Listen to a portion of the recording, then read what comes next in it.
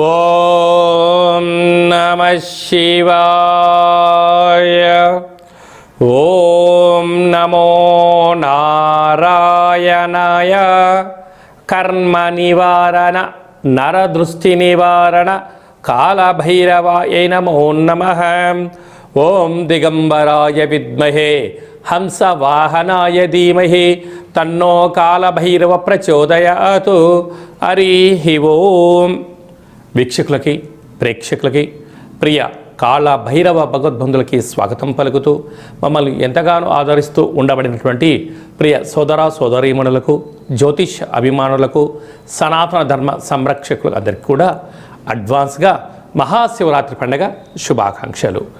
ఐశ్వర్యాన్ని ఆనందాన్ని ఇచ్చేటువంటి ఆ లయకారకుడైనటువంటి మహాదేవుడి యొక్క కృప కటాక్ష వీక్షణలు అందరిపైన ఉండాలని కోరుకుంటూ అందరికీ నిండు నూరేళ్ల ఆయురారోగ్యాన్ని ప్రసాదించాలని మనం కూడా మనసారా కోరుకుందాం. 16/2/2026 నుండి 28/2/2026 వరకు పుట్టినటువంటి వారందరూ కూడా ముందస్తుగా జన్మదిన శుభాకాంక్షలు. గతంలో వివాహం చేసుకున్న వారికి వివాహ వార్షికోత్సవ శుభాకాంక్షలు. ద్వాదశ రాశుల్లో గ్రహ గమనాల్ని వీక్షింపచేద్దాం. మిథున రాశిలో దేవగురు బృహస్పతి సంచార స్థితి, సింహరాశిలో కేతు సంచార స్థితి, మకర రాశిలో కుజ సంచార స్థితి, కుంభరాశిలో చతుర్గ్రహ సంచార స్థితి, రవి బుధ శుక్ర రాహు సంచార స్థితి, మీనరాశిలో శని భగవానుడి సంచార స్థితితో ద్వాదశ రాశుల్లో గ్రహ గమనాలు ఈ విధంగా ఉన్నాయి. మిథున రాశి వారికి ఎన్నడూ లేనటువంటి విధంగా భాగ్యస్థానంలో చతుర్గ్రహ సంచార స్థితితో ప్రారంభమై అష్టమి తిథి ఎందుకు పంచమగ్రహ సంచార స్థితితో ఉండడము చాలా యోగదాయకమైనటువంటి పరిస్థితి. వీటన్నిటినీ అధిగమించి అదృష్టాన్ని, ఆనందాన్ని, ఐశ్వర్యాన్ని పొందాలి అనుకుంటున్నట్లయితే ఎలాంటి విధి విధానం పాటించడం వలన యోగకాలమో ఈ వీడియోలో సవివరంగా సంపూర్ణంగా తెలుసుకుందాం. మిథున రాశిలో ఏ నక్షత్రాలు వస్తాయనగా మృగశిర నక్షత్రంలోని 3వ పాదం, 4వ పాదం, ఆరుద్ర నక్షత్రంలోని 4 పాదాలు, పునర్వసు నక్షత్రంలోని 1, 2, 3 పాదములు కలిపితే మిథున రాశి. రాశాధిపతి బుధ భగవానుడు. 12 సంవత్సరాల తర్వాత దేవగురు బృహస్పతి రాశిలోనే సంచారము చేయడము, అది కూడా వక్రగమన సంచార స్థితిలో ఉన్నాడు కనుక తల్లిదండ్రుల యొక్క సేవ, ఆధ్యాత్మిక చింతన, సత్ప్రవర్తన, ఉన్నంతలో ఆనందం, ఆరోగ్యాన్ని కాపాడుకుంటూ నిత్యము అప్రమత్తంగా ఉండడం వలన ఐశ్వర్యకరమైనటువంటి ఆనందకరమైన జీవితాన్ని పొందబోతున్నాడు. తృతీయంలో కేతు సంచార స్థితి ఉండడం వలన గురువులతో, అన్నదమ్ముళ్లతో, అక్కా చెల్లెళ్లతో మీరు వీలైనంత వరకు ఆప్యాయత అనురాగాలుగా గౌరవ మర్యాదలతో మీరు ఉండగలిగినట్లయితే, ఇచ్చి పుచ్చుకున్నట్లయితే ఆనందం ఐశ్వర్యానికి తిరుగులేదు అని చెప్పి గమనించాలి.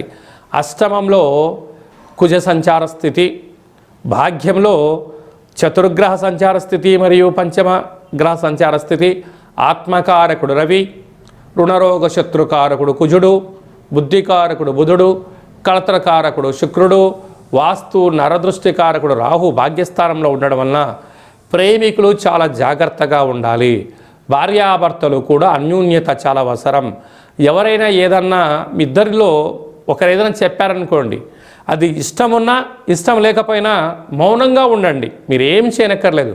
మౌనమే మీ యొక్క విజయానికి తొలిమెట్లు, ఆవేశమే మీ యొక్క అపజయానికి స్వాగతం పలుకుతుంది.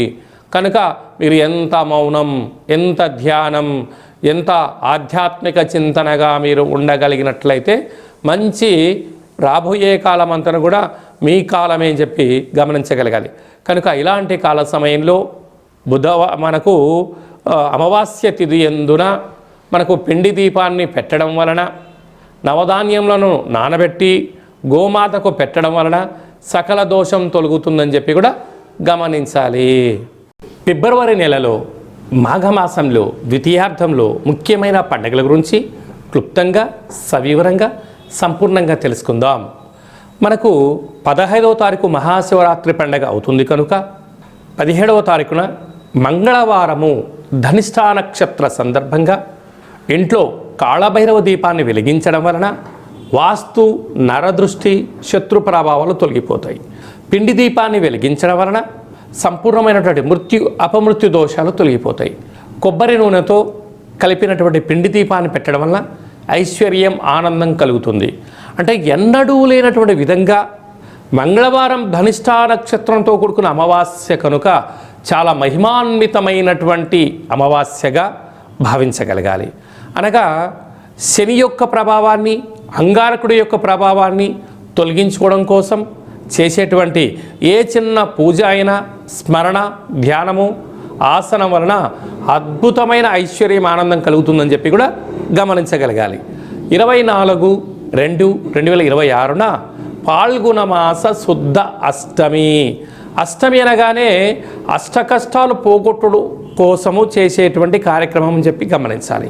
కనుక పాల్గొన మాసంలో అంటే తెలుగు సంవత్సరాలలో చివరి అష్టమి అంటే బహుళాష్టమి ఉండినను శుక్లపక్షంలో వచ్చే అష్టమి కనుక మనము కాళభైరవ స్వామి యొక్క స్మరణ ధ్యానము పూజ ఆసనం అష్టకాన్ని వినడం వలన సకల అష్టకాష్టాలను నేను కూడా ఈ సంవత్సరంలో వాటికి ముగింపు పలుకొని రాబోయే కాలంలో అష్టైశ్వర్యాల స్వాగతం పలికేటువంటి అష్టమిగా భావించగలగాలి.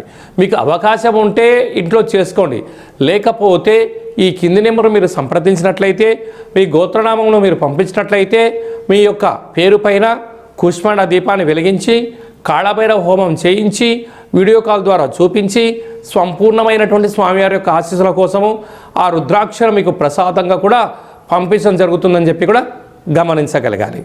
అలాగనే మీ వ్యక్తిగత జాతకం తెలుసుకోవాలనుకుంటున్నారా? మీ పుట్టినటువంటి తేదీ, నెల, సంవత్సరం, మీరు పుట్టినటువంటి సమయము, మీ పేరు రాసి ఈ కింది నెంబర్కు వాట్సాప్ పంపించగలిగినట్లయితే 100 సంవత్సరాల జాతకాన్ని రాసి పంపించి మీరు పుట్టినప్పుడు గ్రహ గమనాలు ఎలా ఉన్నాయి, ప్రస్తుతం ఎలా ఉంటున్నాయి, రాబోయే కాలంలో ఎలా ఉంటున్నాయో సవివరంగా సంపూర్ణంగా తెలియజేయడం జరుగుతుందని చెప్పి గమనించాలి. అలాగనే చాలామందికి పుట్టినటువంటి కాల సమయంలో డేట్ ఆఫ్ బర్త్లో లేనటువంటి కారణం వలన మీ పేరు యొక్క మొదటి అక్షరాన్ని అనుసరిస్తూ రాశిని తెలియచేస్తూ రాశి యొక్క గ్రహ గమనాలను తెలియచేస్తూ భూత భవిష్యత్ వర్తమానాన్ని రమణ శాస్త్రం ద్వారా అనగా గవళ ద్వారా కాళభైరవ ఉపాసన చేత తెలియజేయడం జరుగుతుంది. కనుక ఈ కింది నెంబర్ సంప్రదించి అపాయింట్మెంట్ తీసుకొని సంప్రదించగలరు. అలాగనే మాఘమాసంలో మహాదేవుడి యొక్క ఆశీస్సులు, పాల్గొన మాసంలో సకల దేవతల యొక్క ఆశీస్సులు ఉండాలి అన్నట్లయితే ఈ యొక్క పాత్ర కంచు పాత్ర, కాళభైరవ స్వామివారి యొక్క పూజ చేసినటువంటి పాత్ర ఒక్కసారి ఇలా శబ్దం చేస్తే ఓంకార శబ్దం రావడం జరుగుతుంది, గమనించండి.